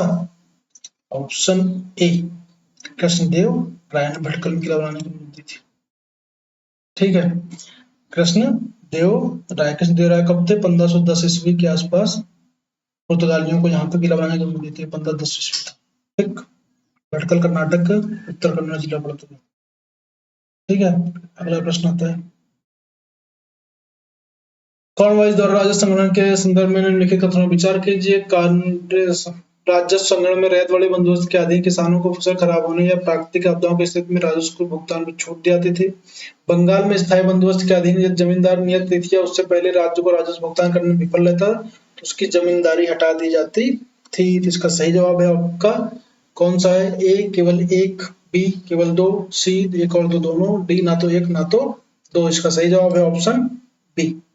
ठीक, 1793 1790 में आए थे कौन? हमारे रैयत वाली व्यवस्था कि मतलब जो खराब फसलें हैं उसमें भुगतान करने की छूट नहीं दी जाती है। और हमारा जो परमानेंट या स्थायी या परमानेंट जिसको बोलते हैं स्थायी बंदोबस्त, वो 93 में आया था। कौन थे उस समय गवर्नर? Lord Cornwallis. उपनिषदों में कोई नीति कथा या पैराबल नहीं है। उपनिषदों की रचना पुराणों से पहले हुई थी। इसमें बताना कौन सा सही है? आपके ऑप्शन से केवल एक, बी केवल दो, सी एक और दो दोनों, और ना डी ना तो एक ना तो दो। इसका सही जवाब है ऑप्शन बी केवल दो। ठीक, इसकी पुराणों के प्रथम संस्करण कब आया? 3वीं या 10वीं शताब्दी के बीच में आया है। ठीक, और उपनिषद कब आ गए थे? 5वीं 7वीं सदी के बीच में आ गए थे। तो ये गलत हो गया। अगला प्रश्न है हमारा, भारत इंटरनेशनल ग्रेन्स काउंसिल का सदस्य चावल गेहूं निर्यात और आयात के लिए किसी देश में इंटरनेशनल ग्रेन्स काउंसिल का सदस्य होना आवश्यक है? आपके ऑप्शन से केवल एक, बी केवल दो, सी एक और दो दोनों, ना तो एक ना तो दो। कौन सा सही है हमको बताना है। तो इसका सही जवाब है केवल एक, गेहूं और चावल के लिए सदस्य होना आवश्यक नहीं है। ठीक, अगला प्रश्न है, यूनेस्को की अमूर्त संस्कृति विरासत की सूची में निम्नलिखित से कौन सा नवीनतम समावेशन था? छऊ, दुर्गा पूजा, गरबा नृत्य, कुंभ मेला। इसका सही जवाब है गरबा नृत्य। ठीक है, गरबा 2023 में शामिल किया गया है। छऊ हमारा पहले शामिल हो चुका है 2010 में, दुर्गा पूजा 2021 में, और कुंभ मेला 2017। अगला प्रश्न है हमारा, ठीक,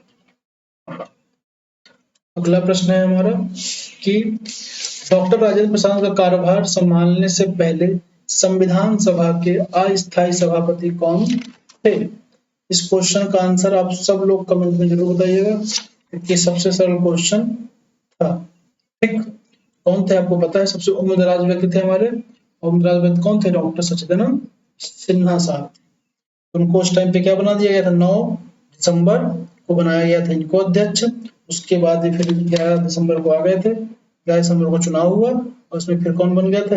हमारे डॉक्टर राजेंद्र प्रसाद जी अध्यक्ष, और हमारे देश के पहले प्रेसिडेंट भी हुए थे। अगला प्रश्न है, भारत सरकार अधिनियम 1935 के संदर्भ में लिखे गए विचार किसने ब्रिटिश भारतीय प्रांतों और देशी रियासतों को मिलाकर एक अखिल भारतीय परिसंघ फेडरेशन की स्थापना की? रक्षा विदेश संबंधी मामलों को प्रसंघीय विधानमंडल में नियुक्ति रखने का अधीन रखा गया। बताना है कौन सा सही है। ठीक, इसका सही जवाब है केवल एक और बी केवल दो, सी एक और दो दोनों, डी ना तो एक ना ही दो। इसका सही जवाब है ऑप्शन सी, एक और दो दोनों सही है। अगला प्रश्न है, निम्नलिखित में से कौन सी नाटककार भास की रचना है? आपके ऑप्शन हैं, ए काव्य अलंकार, दो बी नाट्यशास्त्र, सी मध्यम वियोग्या, डी महाभास। इसका सही जवाब है आपका कौन सा? मध्यम व्योग। अगला प्रश्न है, अच्छा इनकी रचनाओं को देख लो, काव्य अलंकार किसका है और कौन कौन सा किसका है। तो भास की कौन कौन सी? मध्यम वियोग्य, पंचरत्न, दूत वाक्यम, दूत कटोत्कचम। ठीक है, भामा की है कौन सा? काव्य अलंकार भामा की है। भरत द्वारा नाट्यशास्त्र लिखी गई है, और महाभास किसके द्वारा लिखी गई है? पतंजलि के द्वारा लिखी गई है। ठीक, अगला प्रश्न है, संघभूति एक भारतीय बौद्ध भिक्षु जिन्होंने 4वीं शताब्दी ईस्वी के अंत में चीन की यात्रा की, निम्नलिखित में से किस पर भाष्य के लेखक थे? ठीक, इसका सही जवाब देना है आपको। प्रज्ञा पारमिता सूत्र, बी विशुद्धगामो, सी सर्वस्तिवाद विनय, डी ललित विस्तार। इसका सही जवाब है सर्वस्तिवाद विनय। ठीक, अगला प्रश्न है, यूनेस्को द्वारा जारी विश्व धरोहर सूची में शामिल निम्नलिखित संपत्तियों पर विचार कीजिए। शांति निकेतन, रानी बाव, होसल मंदिर और बौद्ध गया स्थित महाबोधि परिसर 2023 में शामिल किया गया है। किसको शामिल किया गया है? आप सबको इसका आंसर पता है, केवल एक, बी केवल दो, सी केवल तीन, डी सभी चार। इसका सही जवाब है केवल दो, शांति निकेतन। ठीक, रविन्द्रनाथ टैगोर पश्चिम बंगाल वाला। और दूसरा आपको पता है होयसल का मंदिर। ठीक, ये 42वां और वो 41वें हमारे क्या है विश्व धरोहर की सूची में है। अच्छा, रानी वाव वाला कब आ गया था? 2014 में आ गया था। ठीक, तो ये बात याद रखिएगा।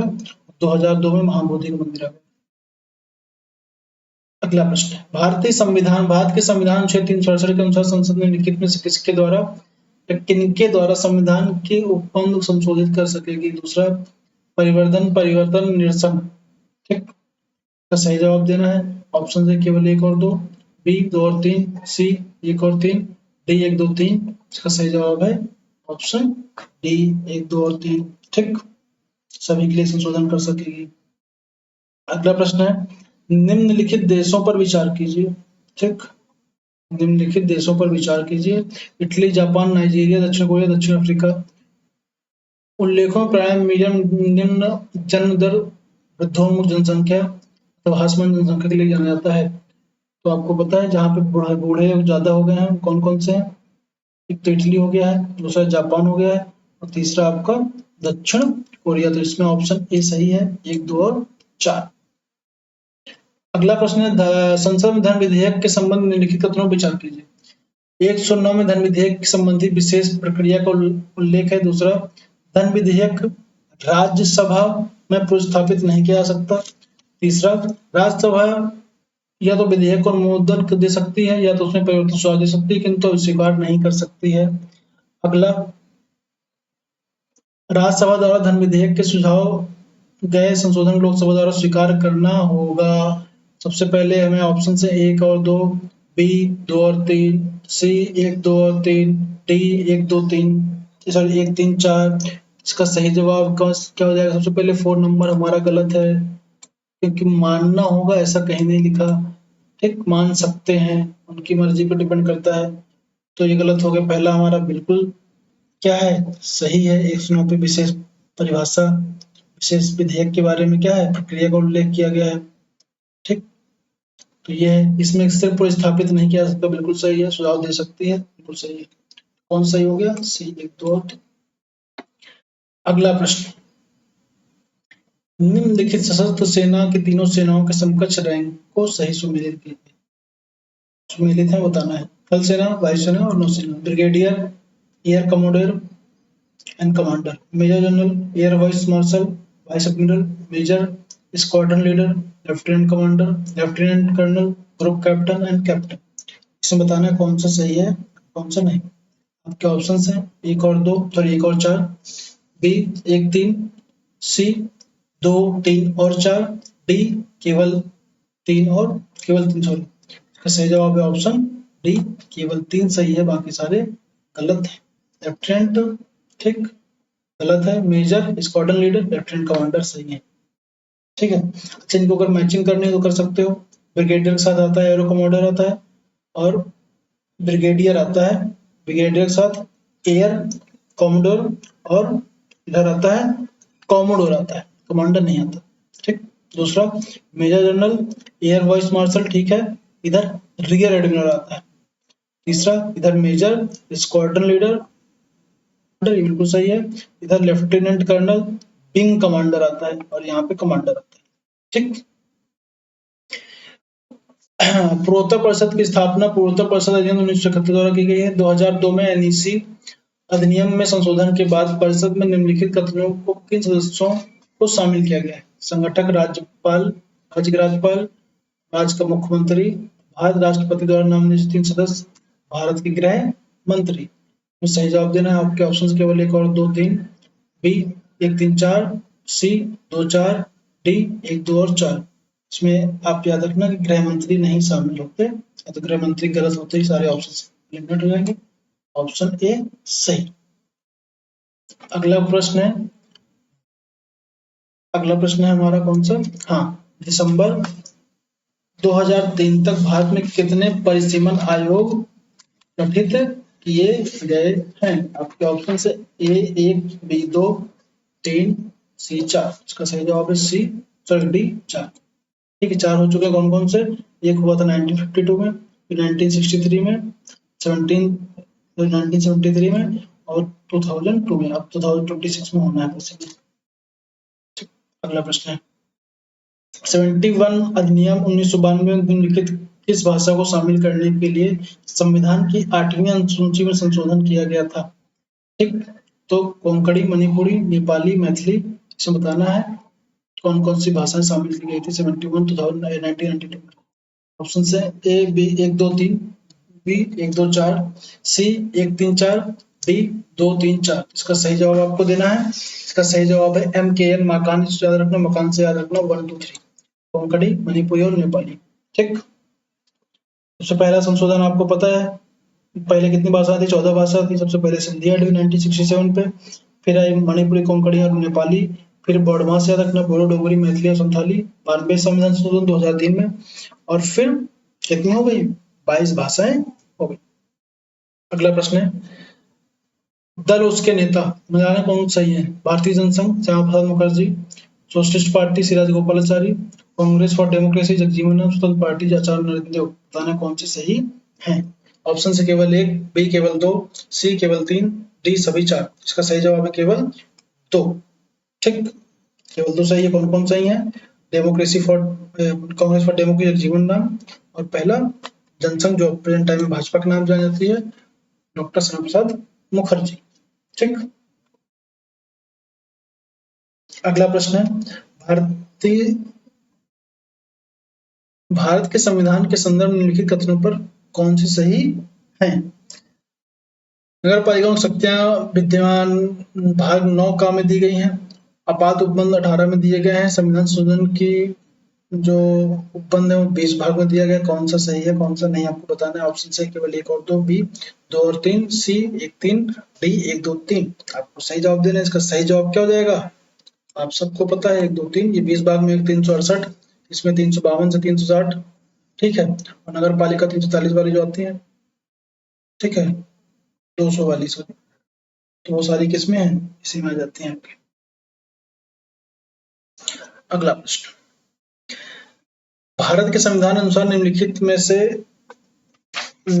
से किसकी सॉरी निम्नलिखित कौन सा कथन सही है? ठीक, अगला आता है हमारा अंतरराज्यीय व्यापार वाणिज्य राज्य सूची के अधीन एक राज्य विषय है, अंतरराज्यीय प्रवासन राज्य सूची के अधीन एक राज्य विषय है, अंतरराज्यीय संगरोध संघ सूची के अधीन एक संघ विषय है, निगम कर राज्य सूची के अधीन एक राज्य विषय है। इसमें हमें बताना है कौन सा कथन सही है। तो इसका कथन सही है, अंतरराज्यीय संगरोध संघ सूची के अधीन एक संघ विषय है। संघ सूची में आपको पता है सूची 7 हमारे पास है। 7वीं अनुसूची में कितने विषय? 3 दी गई हैं। कौन कौन सी संघ सूची? समवर्ती सूची और राज्य सूची। समवर्ती सूची में मूल में कितने विषय थे? मूल में थे उसमें 47 विषय, वर्तमान में 52 है। उसमें राज्य सूची में 66 विषय थे, वर्तमान में 59 है। और संघ सूची में मूल रूप से 97 थे, प्रेजेंट टाइम पे 98 विषय है। ठीक है, 246 अनुच्छेद है।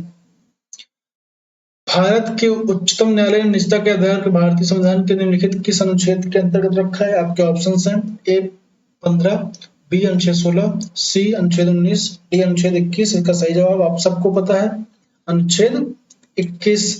कौन सा? के पुट्टास्वामी केस 2017 बनाम भारत संघ। तो ये सही हुआ था, निजता का अधिकार मिला था।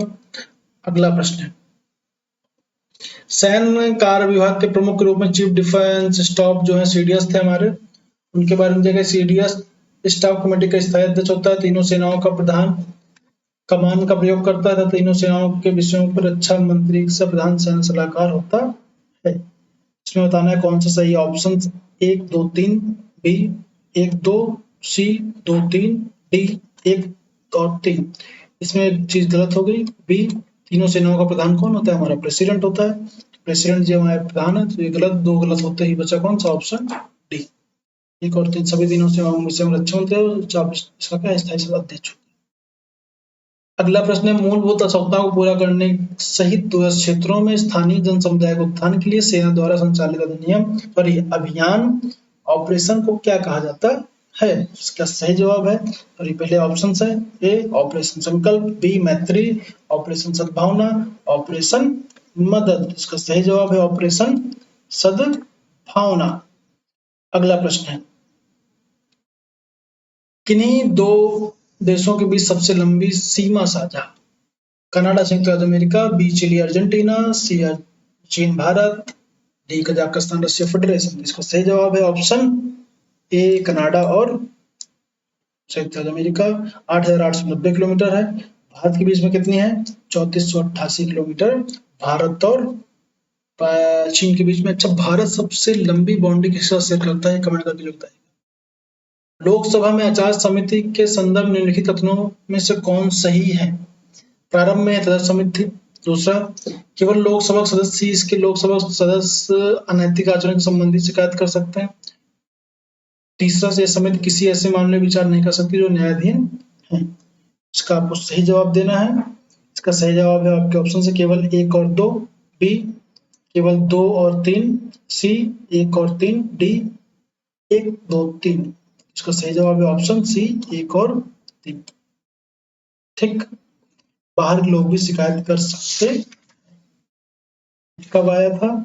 तो आप इसको याद रख सकते हो, 1997 पे एक अध्ययन समूह ने वर्ग ने ये किया था।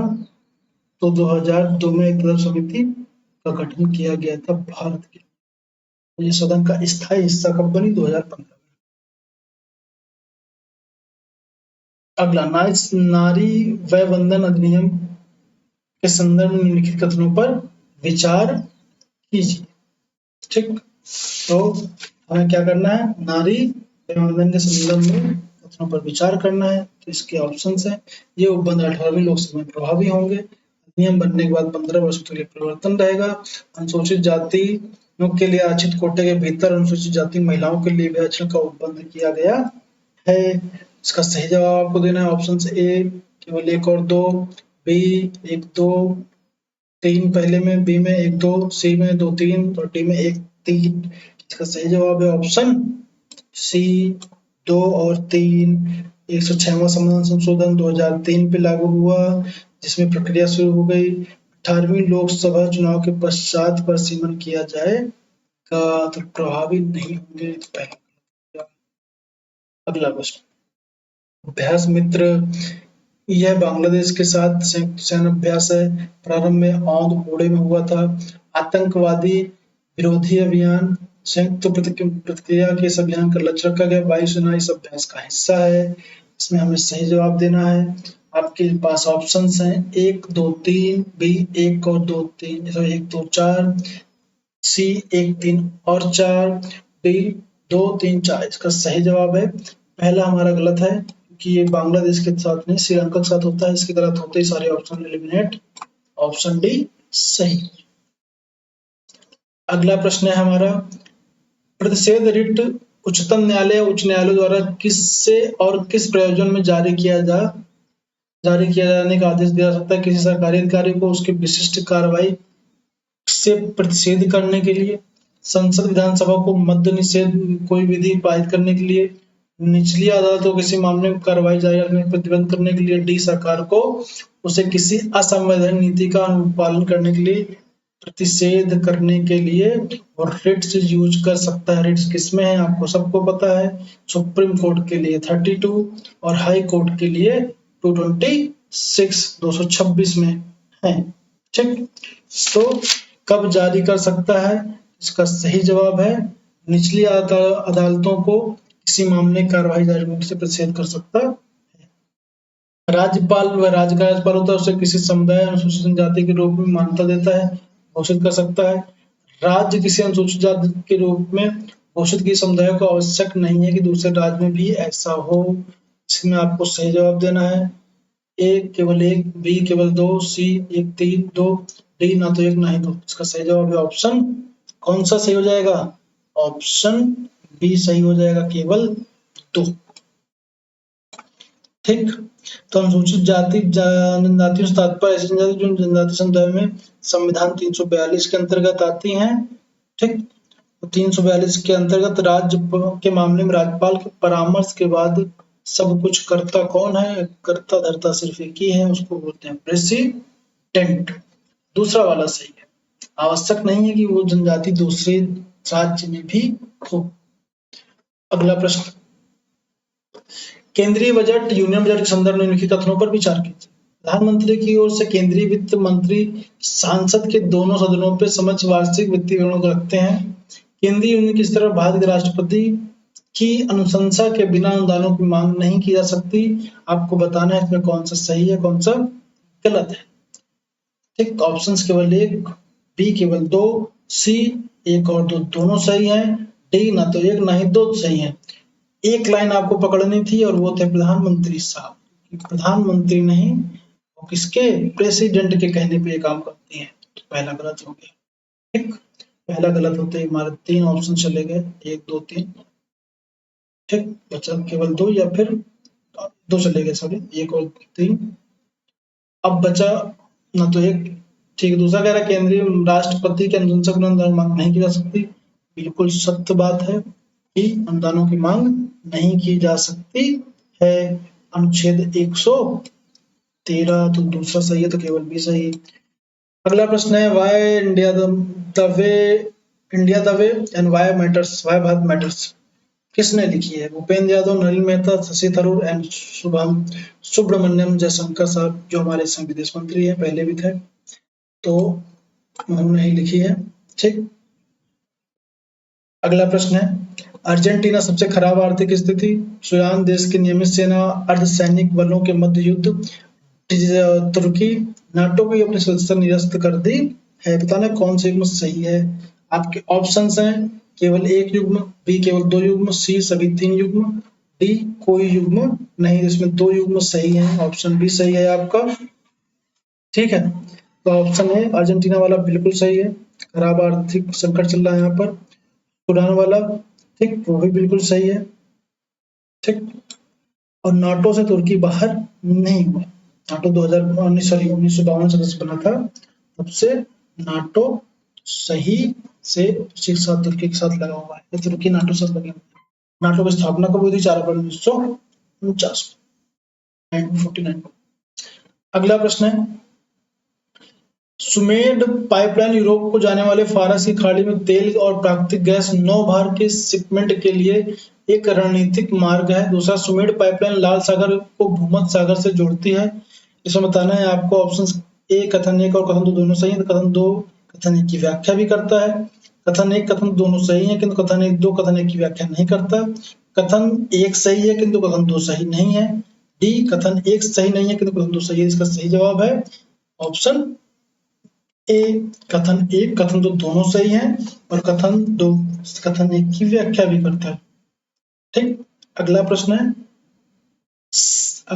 हमारा, लाल सागर में किसी भी रूप में बहुत कम वर्षा होती है। लाल सागर में नदियों का जल प्रवेश नहीं होता। इसमें बताना है कौन सा सही है, कौन सा नहीं। ऑप्शन केवल 1, बी केवल 2, सी 1 और 2 दोनों, डी ना तो 1 ना ही 2। इसका सही जवाब है ऑप्शन सी 1 और 2 दोनों।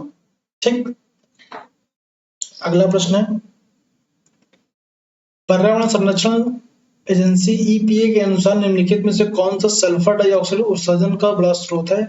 जीवाश्मों का उपयोग करने वाले रेल इंजन, लोकोमोटिव, जीवाश्मों ईंधनों का उपयोग करने वाले जहाज, अयस्कों से धातु का निष्कर्षण करने वाले, जीवाश्म ईंधनों का उपयोग करने वाले विद्युत संयंत्र। इसका हमें सही जवाब है, ठीक, ऑप्शन डी, जीवाश्म ईंधनों का उपयोग करने वाले विद्युत संयंत्र। ठीक है, अगला प्रश्न है हमारे पास,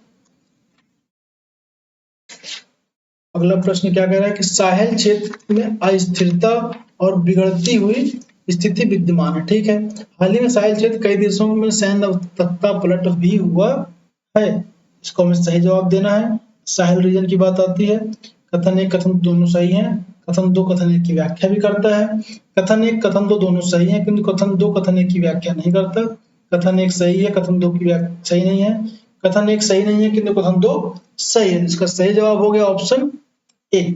कथन एक और कथन दो दोनों सही भी हैं और ये व्याख्या भी करते हैं। साहिल रीजन कौन सा है? जो आपका जो डेजर्ट वाला रीजन है ना, सहारा डेजर्ट, उसके जो नीचे एक होता है ना कि सचर जोन जिसको बोलते हैं, जब दोनों क्षेत्र मिलते हैं जाके, उसको साहिल रीजन बोलते हैं।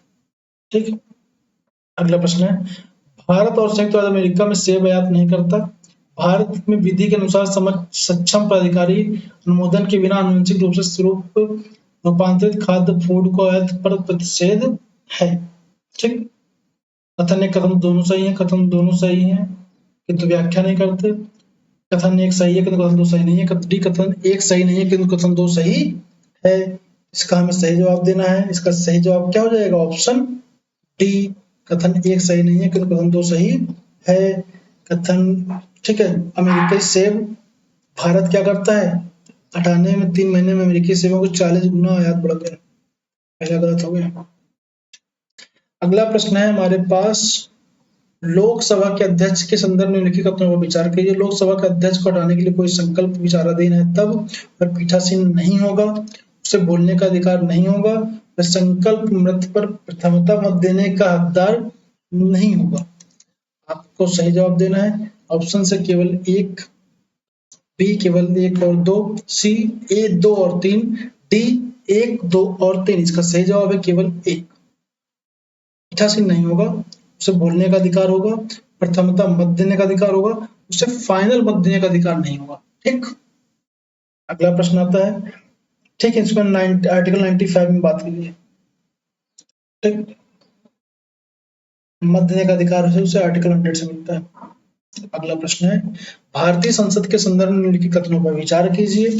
लोकसभा में लंबित कोई विधेयक है, उसके विघटन हो जाने पर व्यपगत हो जाएगा, मतलब खत्म हो जाएगा। दूसरा, लोकसभा द्वारा पारित और राज्यसभा में लंबित कोई विधेयक लोकसभा के विघटन हो जाने पर व्यपगत हो जाएगा।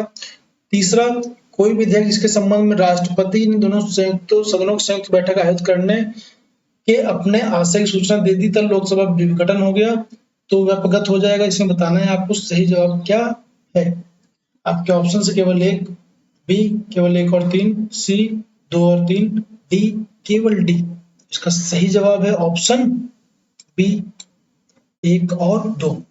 अनुच्छेद 107 के अनुसार कोई विधेयक लोकसभा में अगर क्या है, लंबित रह जाता है, सदन विघटन हो गया तो वो खत्म हो जाएगा। बिल्कुल सही है।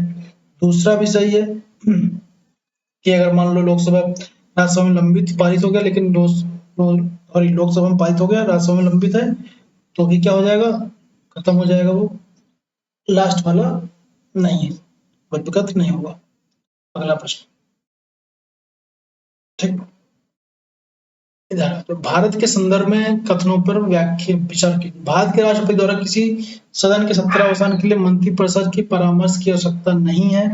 सदन का 17वां समांतर सदन के अनिश्चित काल के स्थगित होने के पश्चात किया जाता है, किंतु भारत के राष्ट्रपति द्वारा उस सदन का 17वां करने के लिए कोई वर्जन नहीं है जो सत्र में है। लोकसभा संगठन, लोकसभा विघटन भारत के राष्ट्रपति द्वारा असाधारण परिस्थितियों छोड़कर मंत्रिपरिषद के परामर्श से किया जाता है। ठीक, इसका सही जवाब है, हमें देना है कौन सा सही है। आपके ऑप्शंस केवल एक, बी एक और दो दोनों, सी दो और तीन, डी केवल तीन। इसका सही जवाब है दो और। ठीक, अगला प्रश्न। हाल ही में यूरोपीय संसद the net zero industry act को मंजूरी दी है। यूरोपीय संघ 2040 तक कार्बन प्रस्ताव न्यूट्रलिटी प्राप्त करने का आशा रखता है और इसलिए उसका लक्ष्य उस समय तक अपनी सभी स्वच्छ प्रौद्योगिकी विकसित करना। ठीक है, इसमें बताना है वो कौन सा सही है। कथन एक कथन दो दोनों सही है। कथन दो की व्याख्या करता है। कथन एक कथन दो दोनों सही है। कथन दो कथन एक की व्याख्या नहीं करता। कथन एक सही है, कथन दो सही नहीं है। कथन डी, कथन एक सही कथन दो सही, कथन एक सही नहीं है किंतु कथन दो सही है। इसका सही जवाब है कथन एक सही है किंतु कथन दो सही नहीं। अगला प्रश्न, हाल ही में वेनेजुएला में आर्थिक संकट से तेजी से उबरने में सफल हुआ है। उसने अपने लोगों को दूसरे देशों में प्रवास करने में रोकने में सफल हुआ है। वेनेजुएला के पास विश्व के सबसे बड़े तेल भंडार हैं। इसमें आपको बताना है कथन एक कथन दो दोनों सही है तथा कथन दो कथन एक की व्याख्या करता है। कथन एक कथन दोनों सही है किंतु कथन एक कथन दो की व्याख्या नहीं करता। कथन एक सही है किंतु कथन दो सही नहीं है। कथन एक सही नहीं किंतु कथन दो सही है। इसका सही जवाब है आपको देना है। इसका सही जवाब है दो सही है। ठीक